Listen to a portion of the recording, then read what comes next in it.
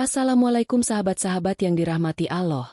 Hari ini saya akan menceritakan tentang jagoan Cikiwul ditangkap.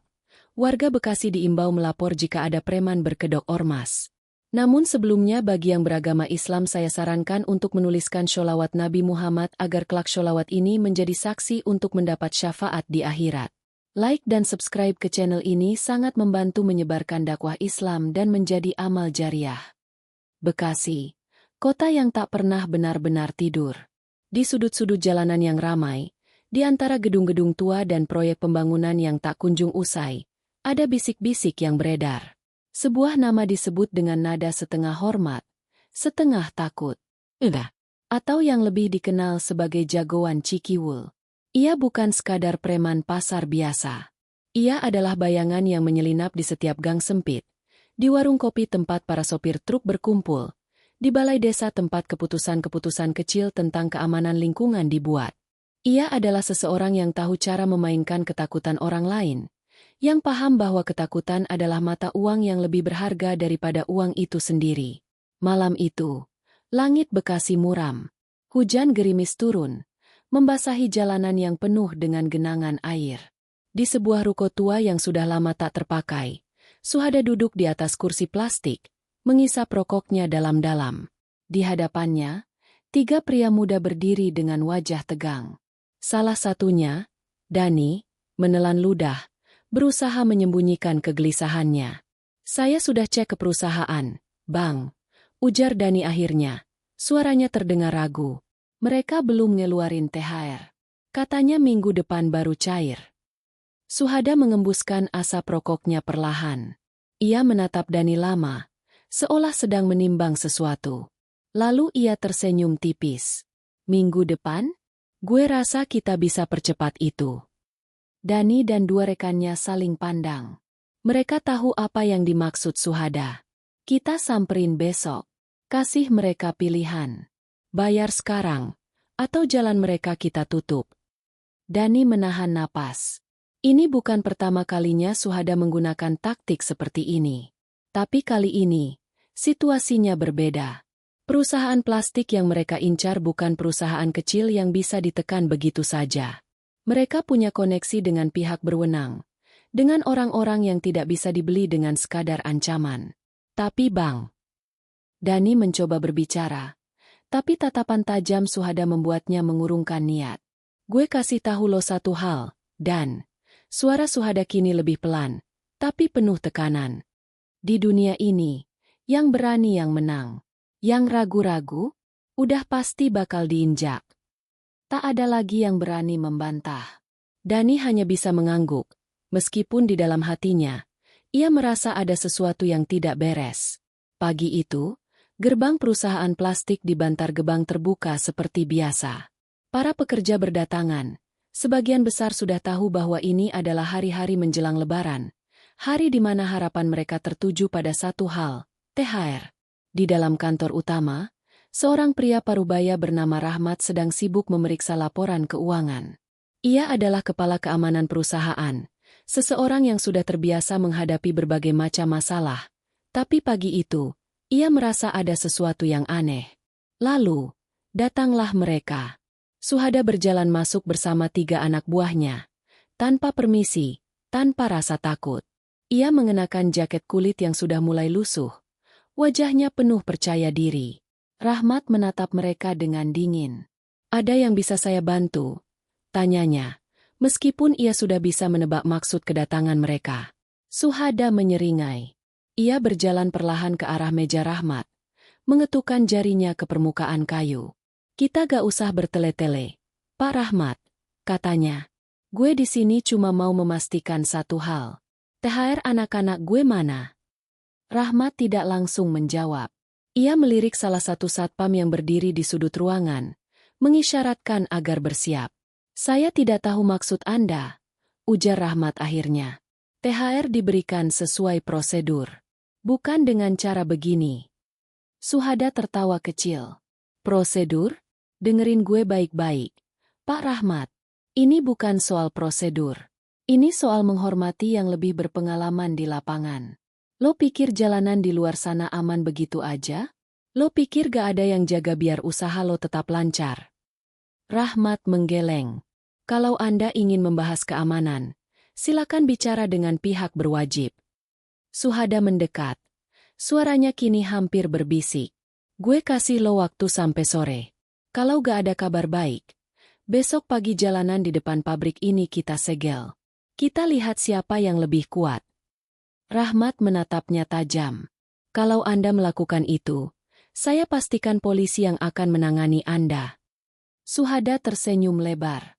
Kita lihat nanti, Pak Rahmat.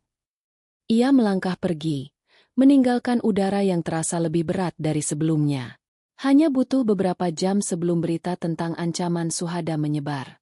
Video dirinya yang masuk ke dalam kantor Rahmat bocor ke media sosial. Suara lantangnya, cara bicaranya yang penuh tekanan, semuanya terekam jelas. Komentar mulai berdatangan. Ini ormas atau preman sih? Kok bisa mereka seenaknya gitu? Polisi harus turun tangan. Di balik layar ponselnya, Dani membaca setiap komentar dengan jantung berdebar. Ia tahu bahwa ini bukan pertanda baik. Suhada mungkin berpikir bahwa ia bisa mengendalikan segalanya. Tapi di era digital ini, semuanya bisa berubah dalam hitungan detik. Lalu, teleponnya berdering. Bang, lo lihat berita?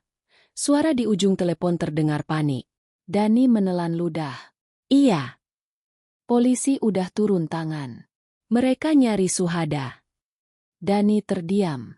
Ia menoleh ke jendela, ke arah jalanan yang semakin ramai dengan bisik-bisik. Ia tahu bahwa badai baru saja dimulai. Suhada duduk di sebuah warung kecil di pinggiran Bekasi. Matanya tajam menatap layar ponselnya. Video aksinya sudah menyebar luas, lebih cepat dari yang ia perkirakan. Komentar di media sosial penuh kemarahan.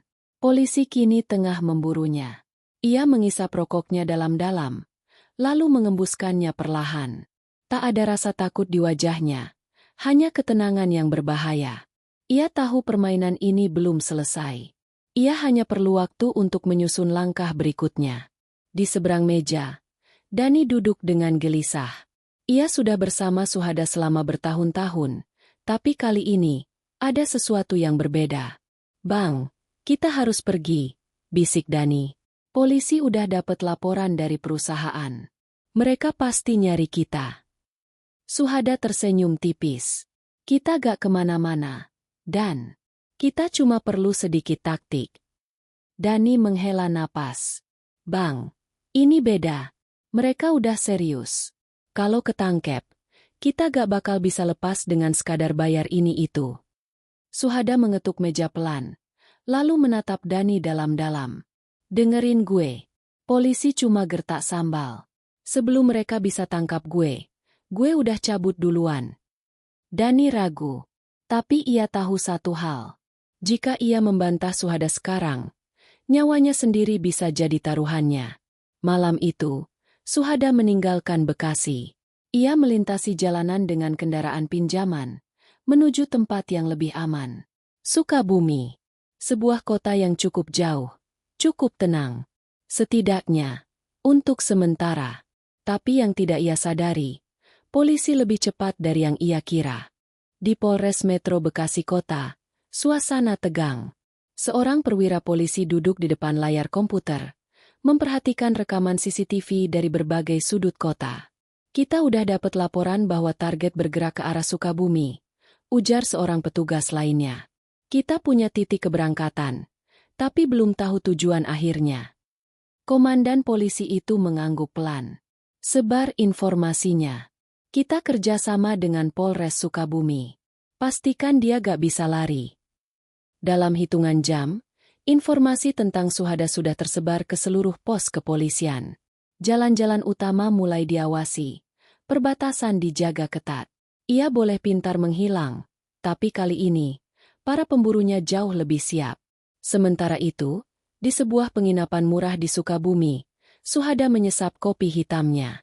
Ia merasa aman, merasa selangkah di depan. Tapi di luar, di jalanan gelap yang hanya diterangi lampu-lampu redup, ada bayang-bayang yang terus mengintai. Malam itu, ia tidur dengan pistol di bawah bantal. Malam itu juga, Polisi semakin mendekat. Saat fajar menyingsing, bunyi ketukan keras menggema di pintu kamar penginapan Suhada. Ia terbangun seketika, meraih pistolnya. Jantungnya berdetak cepat. Ketukan itu terdengar lagi. Kali ini lebih keras. Suhada, kami dari kepolisian. Buka pintu. Dalam sekejap, segalanya berubah. Suhada tahu bahwa ia sudah kehabisan waktu. Ia bangkit, berlari ke jendela, mengintip keluar. Jalanan sepi, tapi ada mobil polisi yang terparkir di sudut jalan. Ia mengumpat pelan. Tak ada jalan keluar. Buka pintu sekarang atau kami dobrak. Suhada menarik napas dalam-dalam. Ini bukan pertama kalinya ia berhadapan dengan hukum, tapi kali ini, semuanya terasa berbeda. Ia bisa merasakan bahwa ini bukan lagi sekadar ancaman. Ini nyata. Ia menoleh ke pistol di tangannya. Pilihannya hanya dua, lari atau bertarung. Tapi sebelum ia bisa mengambil keputusan, pintu itu jebol dengan keras. Dalam hitungan detik, ia sudah tersungkur ke lantai. Wajahnya ditekan paksa ke ubin dingin. Tangan-tangan kuat mencengkeramnya. Suara teriakan menggema di telinganya. Suhada, lo ditangkap. Ia mencoba melawan, tapi tak ada gunanya. Ini sudah berakhir. Di luar, matahari perlahan naik, menyinari jalanan Sukabumi yang masih basah oleh embun pagi. Suhada, jagoan Cikiwul, akhirnya jatuh. Pagi itu, berita tentang penangkapan Suhada menyebar luas. Di sudut-sudut Bekasi, para pedagang pasar, sopir truk, dan warga yang selama ini diam kini mulai berbicara. Nama yang dulu disebut dengan setengah takut kini menjadi bahan perbincangan penuh rasa lega. Di kantor Polres Metro Bekasi Kota, Rahmat duduk di ruangannya, menatap layar ponsel. Video penangkapan Suhada sudah viral, dan komentar demi komentar terus bermunculan. Akhirnya tertangkap juga. Orang-orang seperti ini memang harus ditindak tegas. Bekasi jadi lebih aman tanpa dia. Rahmat menghela napas, meletakkan ponselnya di meja. Ia menatap jendela, melihat jalanan yang kini tampak lebih tenang. Tapi ia tahu, Suhada hanyalah satu dari sekian banyak preman berkedok ormas yang masih berkeliaran. Di luar, seorang polisi muda mengetuk pintu dan masuk. "Pak, ada perintah dari atasan. Kita diminta untuk memperketat pengawasan terhadap ormas yang sering melakukan aksi seperti ini." Rahmat mengangguk. "Bagus. Kita harus pastikan tidak ada lagi yang berani bertindak seperti Suhada." Sementara itu, di sebuah gang kecil di Cikiwul, Dani duduk termenung di depan warung kopi. Ia sudah mendengar kabar tentang Suhada. Ia tahu bahwa jaringan mereka kini berantakan. Tak ada lagi nama besar yang melindungi mereka. Seorang pria duduk di sampingnya, menyalakan rokok. "Jadi, gimana sekarang?" Dani menghela napas. "Kita harus berhati-hati. Sekarang polisi gak main-main." Pria itu tertawa kecil. "Kita lihat aja. Preman selalu ada, hanya ganti wajah." Dani tidak menjawab. Ia hanya menatap jalanan yang kini terasa lebih sepi. Mungkin, untuk pertama kalinya dalam waktu yang lama, Bekasi benar-benar bisa bernafas lega. Setiap perbuatan zalim pasti akan mendapatkan balasan. Orang-orang yang menggunakan kekerasan dan ancaman untuk kepentingan pribadi mungkin bisa berkuasa sementara, tapi pada akhirnya, keadilan akan menemukan jalannya. Sebagaimana firman Allah dalam Al-Quran. "Dan janganlah kamu cenderung kepada orang-orang yang zalim yang menyebabkan kamu disentuh api neraka, dan sekali-kali kamu tiada mempunyai seorang penolong pun selain dari Allah, kemudian kamu tidak akan diberi pertolongan." Quran Surat Hud 113. Kisah ini adalah fiktif yang dibuat seperti nyata agar kita semua bisa mengambil hikmah dari setiap peristiwa. Kejahatan mungkin tampak kuat, tetapi ia tidak akan pernah bertahan lama. Keberanian sejati bukanlah menindas orang lain, tetapi berdiri melawan ketidakadilan. Terima kasih telah menyimak cerita ini. Jika kalian menyukainya, jangan lupa untuk like, komentar, dan subscribe agar bisa terus mengikuti kisah-kisah menarik lainnya. Sampai jumpa di cerita berikutnya.